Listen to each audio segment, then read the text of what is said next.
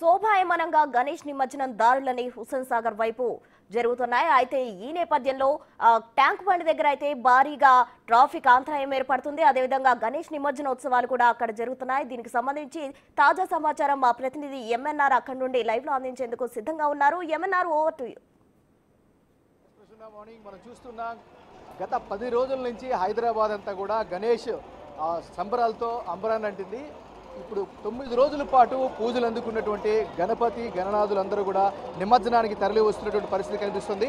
మొత్తం tank bund పరిసరాలన్నీ కూడా శోభాయమానంగా కనిపిస్తుంది. మనం క్లియర్గా మన విజువల్స్లో కనుక చూసుకున్నట్లయితే ఎక్కడెక్కడి నుంచో 9 రోజుల పాటు ఎంతో వైభవంగా పూజలు అందుకున్నటువంటి గణనాథులు గణేషులు విగ్రహాలన్నీ కూడా ఒక్కొక్కటిగా వస్తున్నటువంటి పరిస్థితి కనిపిస్తుంది. మనం క్లియర్గా విజువల్స్లో చూసుకోవచ్చు. సుమారు అక్కడ ఖైరతాబాద్ చౌరాస్తా దగ్గర నుంచి ఎన్టీఆర్ దీని ముందు నుంచి మొత్తం కలిపి ట్యాంక్ బండ్ అంతా కూడా శోభాయమానంగా కనిపిస్తున్నటువంటి పరిస్థితి కనిపిస్తుంది. అయితే ఈసారి ఎక్కువగా యూత్ హడావిడి చాలా ఎక్కువగా కనిపిస్తోంది.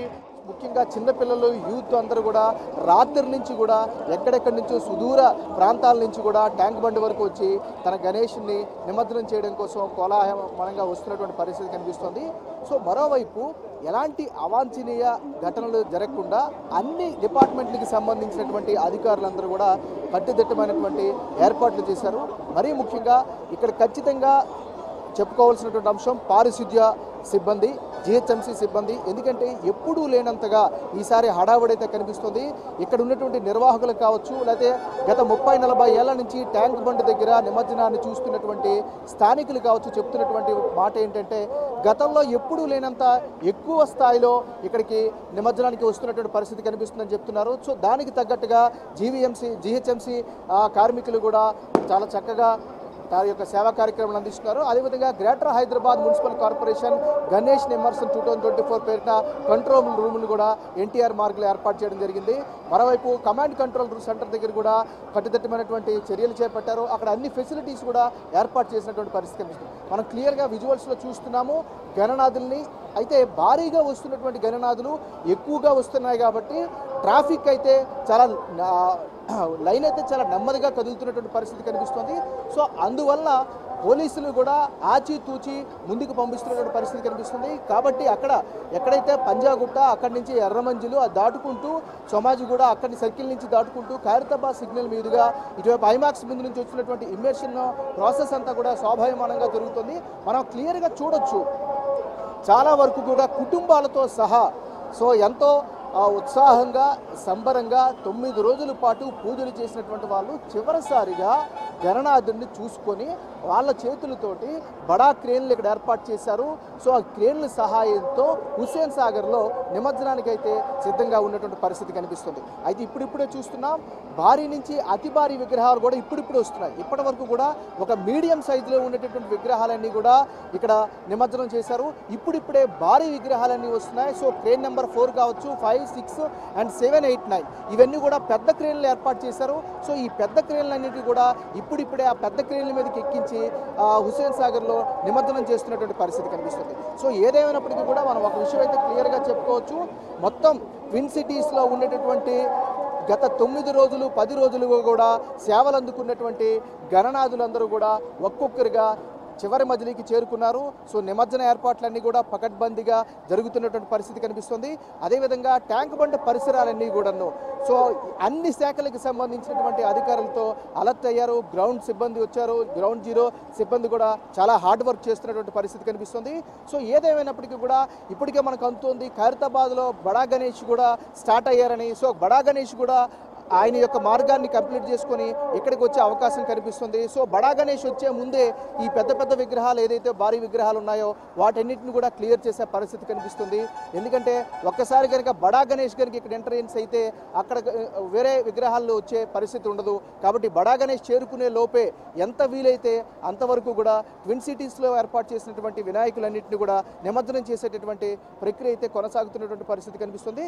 మరోవైపు ఇప్పుడే మనం చూసాము నిన్న రాత్రి సాయంత్రం నుంచి బయలుదేరి ఈ చాలా డ్యాన్సులతోటి డప్పు చప్పుళ్ళతోటి ఊరేగుతూ వస్తున్నటువంటి చాలామంది ఇక్కడ కొద్దిగా నీరసించినటువంటి పరిస్థితి కూడా కనిపిస్తుంది. సో ఆ నీరసించినటువంటి వాళ్ళకి కూడా ఇమీడియట్గా అక్కడ రీహాబిలిటేషన్ సెంటర్స్ కూడా ఏర్పాటు చేశారు. Disaster response force DRF force కూడా అక్కడ ఏర్పాటు చేయడం జరిగింది. సో ఓవరాల్గా మనం చూసుకున్నట్లయితే ఈసారి అంగరంగ వైభవంగా గణేష్ నిమజ్జన ఏర్పాట్లు అయితే ప్రభుత్వం చేసింది. దీంతోపాటు అనేక స్వచ్ఛంద సంస్థలు కూడా వారి యొక్క శక్తి కొలది అన్ని రకాల ఏర్పాట్లు చేస్తున్నారు. తాగడానికి మంచినీళ్ళు కావచ్చు, తినడానికి టిఫిన్ లాంటివి కూడా వాళ్ళు ఏర్పాటు చేసినటువంటి పరిస్థితి కనిపిస్తుంది. మరోవైపు ఎవరైతే గత 9 రోజులుగా చాలా కోలాహలంగా పూజలు అయితే ఏర్పాటు చేశారో వాళ్ళందరూ కూడా వారితో పాటు కూడా ఫుడ్ని తీసుకొస్తున్నారు. ఆ ఫుడ్ను కూడా ఇక్కడ సర్వ్ చేస్తున్నటువంటి పరిస్థితి మనం క్లియర్గా విజువల్స్లో చూస్తున్నాం. ఇప్పుడే అక్కడ విడిచిపెట్టారు.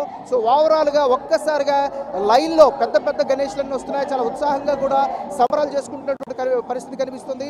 సో అటువైపు చాలా దూరం నుంచి వచ్చినటువంటి కూడా ఆపినటువంటి పరిస్థితి ఇప్పటి వరకు ఇప్పుడిప్పుడే వదిలేటువంటి పరిస్థితి కనిపిస్తుంది. మనం చూస్తున్నా పెద్ద పెద్ద లారీలో పెద్ద పెద్ద ట్రక్లో వీటన్నిటి నాగరాజు నిమజ్జనోత్సవాల నేపథ్యంలో అక్కడ తోపులాటలు కానీ తొక్కిసలాటలు లాంటివి కూడా జరిగే అవకాశం ఉంటుంది. అలాగే ఆకతాయిలు కూడా ఉంటారు. వీటన్నిటి నేపథ్యంలో పోలీసు బందోబస్తు ఏ విధంగా ఉంది? ఎంతమంది పోలీసులతో అక్కడ బందోబస్తు ఏర్పాటు చేశారు? రైట్, మనం చూసుకోవచ్చు విజువల్స్లో చాలా క్లియర్గా కనిపిస్తూ ఉంది. ఎక్కడికక్కడ పోలీస్ అనేది పికెటింగ్ ఏర్పాటు చేశారు, ఎక్కడికక్కడ అక్కడ సెంటర్స్ ఏర్పాటు చేశారు. అదేవిధంగా మఫ్తీల్లో కూడా చాలామంది పోలీసులు తిరుగుతూ ఉన్నారు, గస్తీ కాస్తూ ఉన్నారు. అన్ని రకాలకు సంబంధించినటువంటి పోలీస్ సిబ్బంది కూడా ఇక్కడ తిరుగుతున్నటువంటి పరిస్థితి కనిపిస్తుంది.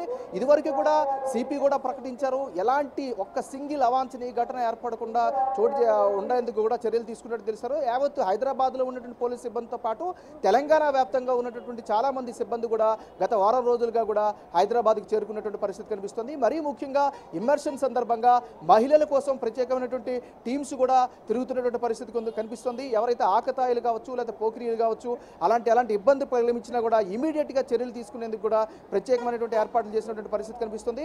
మనం ఇదివరకే మనం చెప్పుకున్నట్టుగా చాలా విజువల్స్లో మనం క్లియర్గా చూస్తున్నాం. పెద్ద పెద్ద భారీ క్రేన్ల మీద వచ్చినటువంటి ఆ గణేషులందరూ కూడా ఎక్కడికక్కడ మనం గుంపులుగా పోలీసులు కూడా చూస్తూ ఉన్నాం మనం. సో వాళ్ళకి ఎలాంటి ఇబ్బంది లేకుండా మూమెంట్ అయితే చూడొచ్చు. చాలా క్లియర్గా నెమ్మదిగా కదులుతూ ఉన్నటువంటి పరిస్థితి. ఎక్కడ కూడా ఇమ్మర్షన్ ఆగే పరిస్థితి కనిపించట్లేదు.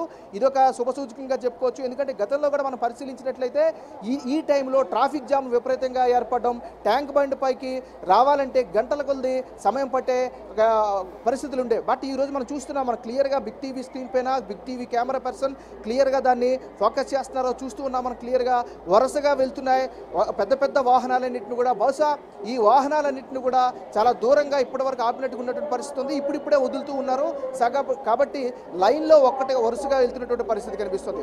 సో ఏదేమైనప్పటికీ కూడా మరి కాసేపట్లో అంటే ఇంకొక గంట 2 గంటల్లోనే పూర్తి స్థాయిలో ట్యాంక్ బండ్ మొత్తం కూడా జంట నగరాల్లో ఏర్పాటు చేసినటువంటి చిన్న పెద్ద భారీ అతి భారీ గణేషులన్నీ కూడాను ఇక్కడికి వచ్చి నిమజ్జనానికి చేరుకునేటువంటి పరిస్థితి కనిపిస్తుంది. దానికి తగ్గట్టుగానే ఏర్పాట్లు అయితే మనం చేస్తున్నారు.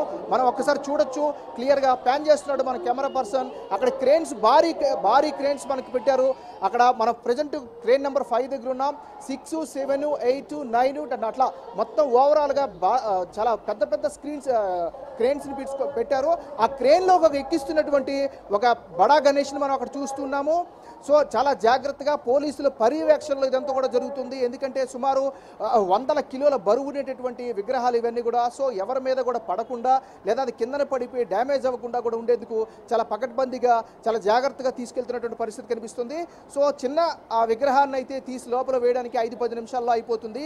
కానీ ఇలాగా పెద్ద పెద్ద సైజులో ఉండి అతి భారీ విగ్రహాలు అయితే మాత్రం సుమారు 15 నిమిషాల వరకు కూడా ఒక్కొక్కటి 10-15 నిమిషాలు పట్టే అవకాశం కనిపిస్తుంది. సో మనం ఓవరాల్గా చూస్తున్నాం. ప్రస్తుతం అయితే మనం క్రేన్ నెంబర్ 5 దగ్గర ఉన్నాం. కానీ క్రేన్ నెంబర్ 6, 7, 8, 9లో పెద్ద విగ్రహాలను అనుమతించారు. పెద్ద విగ్రహాలను ఒక్కొక్కటిగా లిఫ్ట్ చేస్తూ వాటన్నిటిని కూడా నిమజ్జనం చేసేటటువంటి పరిస్థితి అయితే మనకు కనిపిస్తుంది. సో ఓవరాల్గా మరి కాసేపట్లో ఇక్కడ ట్యాంక్ బండ్లో పూర్తి స్థాయిగా ఫుల్ ప్యాక్ అయ్యేటటువంటి అవకాశాలు కనిపిస్తున్నాయి. అయితే ఎన్ని విగ్రహాలు వచ్చినా ఎంతమంది వచ్చినా కూడా సజావుగా సాగేందుకు ఎలాంటి ఇబ్బంది లేకుండా జరిగేందుకు అన్ని రకాల ఏర్పాట్లు అయితే ఇక్కడ కనిపిస్తూ ఉన్నాయి. సో మరీ ముఖ్యంగా బడా గణేష్ ఎప్పుడైతే ఇక్కడికి చేరుకుంటారో అప్పటి లోపలే ఆల్మోస్ట్ అలా ఒక 80 to 90% నిమజ్జనం కంప్లీట్ చేయాలనేటువంటి ఉద్దేశంలో అయితే మాత్రం ఇక్కడ అన్ని డిపార్ట్మెంట్లకు సంబంధించిన అఫీషియల్స్ చూస్తున్నట్టు పరిస్థితి ఉంది ప్రస్తుతం. Right Nagaraju, thank you.